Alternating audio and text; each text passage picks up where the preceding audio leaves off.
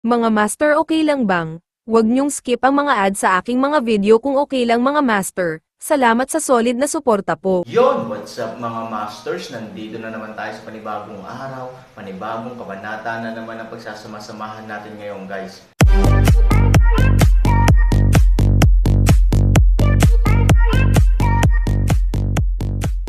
Bali mga masters, kung bago ka pa lang po sa aking YouTube channel, please click the subscribe button, lalong-lalo na po yung notification bell guys, para maging connected pa rin tayo sa isa't isa at maging updated kayo sa mga susunod ko pang video. Bali mga masters, bago natin umpisahan ng kwento ay mag-shoutout po muna tayo para sa mga solid nating tagapakinig. Shoutout kay De Guzman JP at shoutout kay Kram Zuzi. Yun na nga mga masters, no? Bali hindi na ito patagalin. In 3, 2, 1, let's go!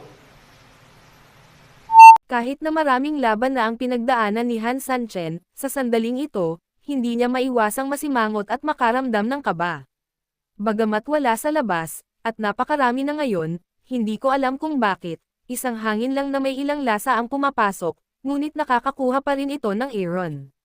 Sinabi ng Intuit ayon kay Han Sanchen na ang lugar na ito ay talagang hindi lamang nagsasalita, ngunit sa katunayan, ito ay talagang isang ipinagbabawal na lugar bilang pangalan nito. Kitang-kita ni Han Sanchen ang dilim at kapanglawan dito. Wow! Matapos ang isa pang 10 minuto o higit pa, biglang huminto ang motorcade, at ang mga sundalo sa paligid ng motorcade ay biglang nagtaas ng kanilang mga sandata, nakipaglaban ng may 12 puntos ng espiritu, at naging mapagbantay sa paligid. Nandito na tayo. Nagsalita si Pigo ng mahinang salita na may seryosong ekspresyon, at pagkatapos ay naunang bumaba ng sasakyan. Bagamat madaling araw na, ang pagiging nasa kagubatan na ito ay kasing madilim at madilim pa rin gaya ng hating gabi. Bilang karagdagan, ang fog paminsan-minsan ay nagdaragdag ng kaunting takot at misteryo sa buong kagubatan. Direkta sa harap ng grupo, ang hamog ay pinakamakapal sa madilim na kakahuyan. Kung hindi ka makakita ng ilang metro ang layo, tuluyan kang kinain ng dilim. Ito ang bawal na lugar ng pamilya Pei, sabi ni Pigo, at saka itinuro ang isang matandang puno sa kaliwa sa harapan niya. Ang puno ay malakas at makapal, at naging taon na. May lumang plaka na nakasabit sa baywang ng puno. Pagkatapos ng mga taon ng kaagnasan, ito ay luma na. Sa ilalim lamang ng maingat na pagkakakilanlan, makikita na ang 4 na karakter ng Death Forbidden Area ay nakasulat dito. Pagkatapos pumasok, lahat ay dapat maglakad ng malapit ng magkasama, huwag magsalita ng malakas, at huwag mawala ang koponan. Sinulyapan ni Pigo ang lahat at mamulong. Tahimik na tumango ang lahat. Nang bumagsak ang mga salita, iwinagayway ni Pigo ang kanyang malaking kamay, at opisyal na gumalaw ang karamihan ng tao patungo sa fog. Pagpasok nito, parang wala na munang abnormalidad. Sa kabuuan, wala itong pinagkaiba sa kagubatan sa labas. Ngunit sa paglipas ng panahon, unti-unti, naramdaman ni Han Sanchen na ang lahat sa paligid niya ay nagsimulang maging lubhang mali. Sa daan, walang ibang ingay sa maulap na gubat maliban sa mga yabag at paghinga ng ilang tao. Parang wala man lang buhay na nilalang sa ganoon kalaking gubat. Kaya lang may mga berdeng damo sa lupa at malalaking puno sa tabi nito. Paanong walang mga nilalang sa ganitong lunti ang kapaligiran? Medyo kakaiba. Si Ivory ay tumitig sa paligid, na may enerhiya sa kanyang mga kamay anumang oras. Tumango din si Ziking. Ito ay sobrang hindi kapanipaniwala sa paligid niya, napakatahimik na naramdaman ng mga tao na ito ay abnormal dito. Sa sandaling bumagsak ang boses, sisigot na sana si Han Sanchen, nang biglang, isang hindi maipaliwanag na malamig na hangin ang umihip mula sa harapan. Tapos biglang tumama ang tunog ng pag-inom ni Wei na parang nasa tenga pero sa di kalayuan. Sinong maglakas loob na pumasok sa ipinagbabawal na lugar? Sa madaling salita, bagamat malabo ang mga salita na hindi marinig ng mga tao ang kanyang sinabi, sa pangungusap lang na ito ay agad na kinabahan ang mahigit 40 katao sa eksena, isa-isa, na para bang isang malaking kalaban ang kanilang kinakaharap. Mga around, sina Ivory at Ziking ay hindi nang ahas na pabayaan sila. Isang kaliwa at isang kanan ang nagpoprotekta sa Aaron sa gitna. Nasaan ang mga halimaw? Magpakita ka dali, galing tayo sa pamilya Pei. May naglakas loob na sumigaw sa unahan. Tahimik na naghihintay ang lahat sa susunod na tugon. Gayunpaman, makalipas ang ilang segundo, tahimik pa rin ang Harapan, binalik ng taong sumigaw si Peigo. Gusto lang ni Peigo na ipagpatuloy niya ang pagsigaw, biglang sumimangot ang kanyang kilay, at bahagyang nakataas ang kanyang malaking kamay, parang may napansin siyang mali. Nakatitig din ang mga mata ni Han Sanchen sa mga berdeng dahon sa dulo ng mga puno sa harapan niya. Sa oras na ito, mabilis silang nanginginig sa napakabilis ngunit banayad na dalas, bagamat wala siyang divine sense at nawala ang kanyang chi. Maraming taon ng karanasan at intuwisyon ang nagpaunawa kaagad kay Han Sanchen na mali ang sitwasyon, hindi maganda, walang malay na sigaw ni Han Sanchen. Bago pa natauhan ang mga tao, bigla na lang silang nakarinig ng kakaibang sigaw mula sa lahat ng direksyon. Tumingin ulit ako sa paligid, hindi ko maiwasang mabigla, hindi ko alam kung kailan, sa lahat ng panig, ang isang malaking bilang ng mga maitim na kabayo ay may hawak na mga baril at kutsilyo. Tumatakbo sa mga kabayo upang patayin. Kahit na maraming laban na ang pinagdaanan ni Han Sanchen, sa sandaling ito, hindi niya maiwasang masimangot at makaramdam ng kaba.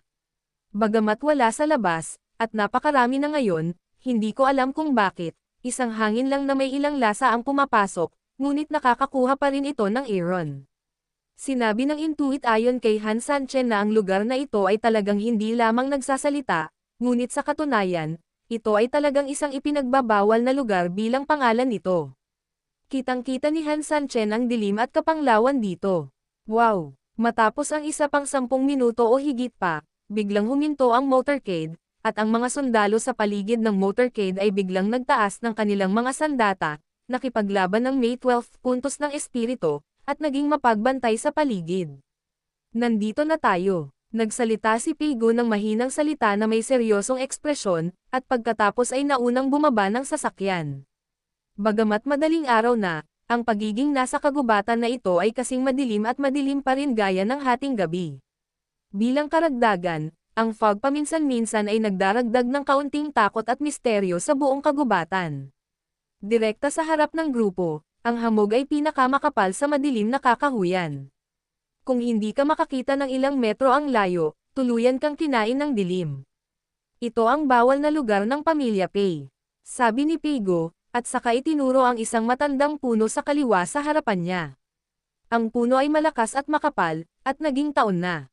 May lumang plaka na nakasabit sa baywang ng puno. Pagkatapos ng mga taon ng kaagnasan, ito ay luma na.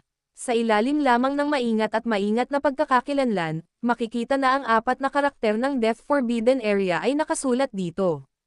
Pagkatapos pumasok, lahat ay dapat maglakad ng malapit ng magkasama, huwag magsalita ng malakas, at huwag mawala ang koponan. Sinulyapan ni Peigo ang lahat at mamulong. Tahimik na tumango ang lahat. Nang bumagsak ang mga salita, iwinagayway ni Peigo ang kanyang malaking kamay, at opisyal na gumalaw ang karamihan ng tao patungo sa fog. Pagpasok nito, parang wala na munang abnormalidad. Sa kabuuan, wala itong pinagkaiba sa kagubatan sa labas. Ngunit sa paglipas ng panahon, unti-unti, naramdaman ni Han Sanchen na ang lahat sa paligid niya ay nagsimulang maging lubhang mali.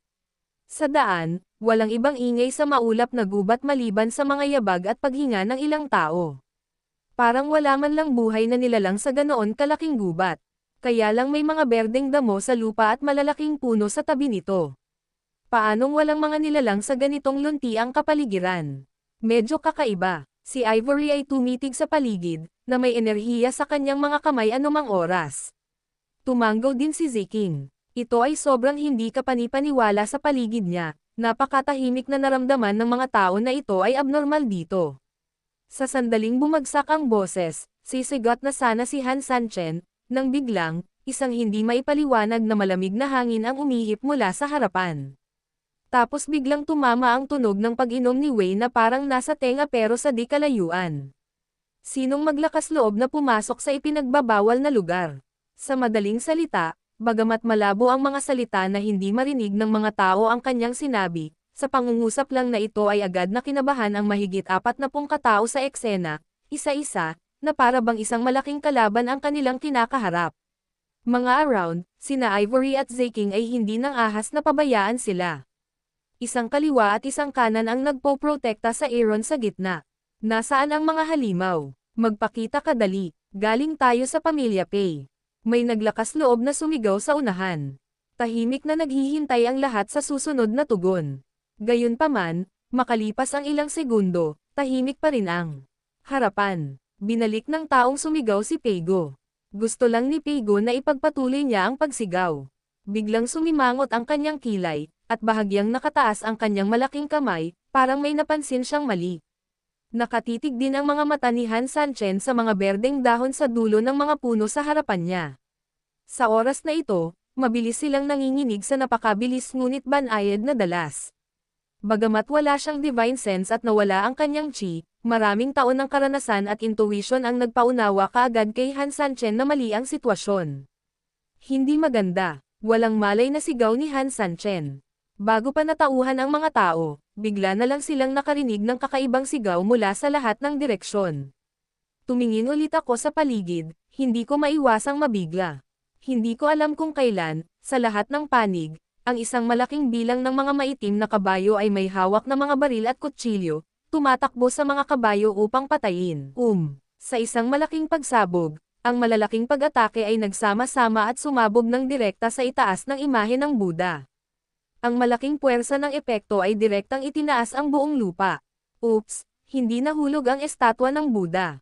Nagmamadaling uminom si Ziching. Sa panahon ng pagsabog, kahit na ang Buddha statue ay nakatanggap ng isang malaking epekto, ang katawan nito ay umindayog lamang sa pagsabog, at hindi bumagsak. 3,000, humanap ka ng paraan, kung hindi, dead end tayo. Nag-aalalang sabi ni Ivory, sa sandaling sumugod sa harap ng rebulto ng Buddha, ang hukbo ng kamatayan sa lahat ng panig ay agad nahahabulin ang kanilang sarili at ang iba pa at palibutan sila ng mga grupo. Ang estatwa ng Buddha ay aatake din anumang oras sa malapitan, at ang sitwasyon para sa karamihan ay magiging lubhang mahirap. Kumunot ang noo ni Han Sanchen. Siyempre, alam niya ang panganib, at palagi siyang nag-iisip ng mga paraan upang harapin ito.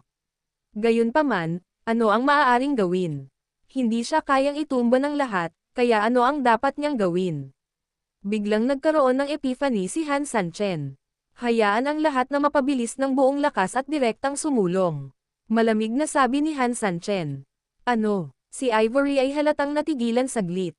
Kung ang napakalaking rebulto ng Buddha na nasa harapan niya ay hindi itumba, ang grupo ng mga tao ay bibilis at aalis, at ito ay pira-piraso. Hindi ba't puro kamatayan ang hinahanap nito? Makinig ka sa utos ko, halika na. Apurahang sabi ni Han Sanchen. Walang ibang pagpipilian si Ivory. Sumulyap kay Peigo, at nagmamadaling sumigaw, Patriarch Pei, naniniwala ako kay Han Sanchen. Pagkatapos ay sumugod ka, tumugon si Peigo, at sa sandaling bumagsak ang mga salita, narinig na lamang niya itong sumigaw ng malakas, lahat ng mga general ay sumusunod sa utos, nagpapatakbo ng paraan ng katawan, at sumulong ng buong bilis. Pero Patriarch, mauna, halika na, galit na sigaw ni Peigo. Oo, nanguna ang lahat, at sa sumunod na segundo, halos lahat ay napalitan ng sukdulan ang tunay na enerhiya sa kanilang katawan. Pagkatapos noon, pumikit sila at mabilis na tumakbo patungo sa rebulto ng Buddha. Papalapit na, papalapit na. Ang distansya ng karamihang naghihintay ay nagsimulang lumapit sa rebulto ng Buddha. Bagamat gawa sa bato ang estatwa ng Buddha, ang malaking katawan nito ay nagmukhang isang pader na bakal. Kung tatamaan ito ng ganito, parang pira-piraso, na hindi maiiwasan. Wow! Ngunit nang ang lahat ay handa nang tanggapin ang epekto, sa sandaling nakipag-ugnayan sila sa estatwa ng Buddha, naramdaman na lamang nila na pinipigilan ng kanilang katawan ang Buddha na sumugod sa isang bagay na katulad ng isang bilog ng tubig. Pagkatapos ay sumugod siya sa labas ng bilog ng tubig sa susunod na segundo, at nang lingunin niya, mayroong isang mahamag at mapayapang bagong kaharian sa harap ng lahat. Parang panaginip lang ang eksena ng talento kanina. Paano nangyari ito?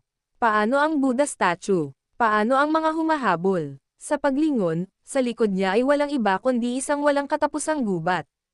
Tumingin si Su Yingxia kay Han Sanchen, alam niyang dapat malaman ni Han Sanchen ang mga sagot. Bahagyang ngumiti si Han Sanchen, sa palagay mo ba ay napakakaiba ng eksena ngayon? Yung mga bone soldiers ay hindi nabubuhay o namamatay man lang, halatang parang mga sundalo sila ng mga multo at demonyo, pero may itsura din sila ng kamahalan at Buddha. Dalawang extreme ito, sinabi rin ni Peigo. Oo, tumanggaw si Han Sanchen, ang Buddha ay hindi mahuhulog, at ang mga ghost na sundalo ay hindi mamamatay. Ang gayong kabalintunaan ay dapat na ang kaharian ng malaking pagpatay. Sa larangan ng malaking pagpatay, ang tarangkahan ng kamatayan ay kadalasang ang pintuan ng buhay. Sa makatuwid, hinuhulaan ko na ang mas mabangis na mga elepante ng Buddha ay ang mga Shengmen. Ngunit ngayon lang malinaw na inatake natin ang Buddha ng buong lakas, at hindi pa rin ito nahuhulog. Bakit tayo? Ang yin at yang ay magkakaugnay. Ang tunay ay natatakot sa virtual, at ang virtual ay natatakot ng tunay. Ang dalawa ay nagpapatibay at nagpipigil. Nang marinig ang mga salita ni Han Sanchen, ang lahat ay nakatuon din sa nakapaligid na gubat. Napakabigat ng yin chi, sagot ni Ziching. Parang yin, pero hindi dapat yin. Umiling si Han Sanchen at tumingin kay Peigu. Talaga, ang pamilyang Pilang ang nakapasok dito. I mean, ang pakiramdam na ibinibigay nito sa akin, parang, hindi lang iilan ang namatay.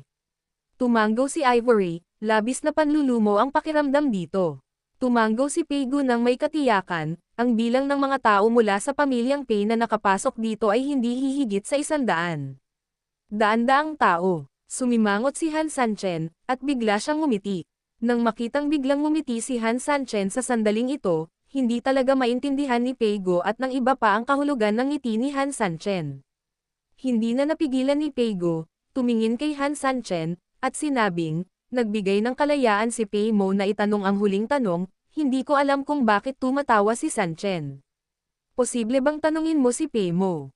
Umiling si Han Sanchen, hindi. Nang mahulog ang mga salita, bumantong hininga si Han Sanchen, ngunit ang totoo, narito, hindi bababa sa 10,000 tao ang namatay, at Yun na nga mga masters, no? Bali panibagong kabanata na naman yung natapos natin ngayong gabi. Muli, maraming salamat po talaga sa walang sawang suporta po sa aking YouTube channel na talagang inaabangan nyo po ang bawat upload ko po.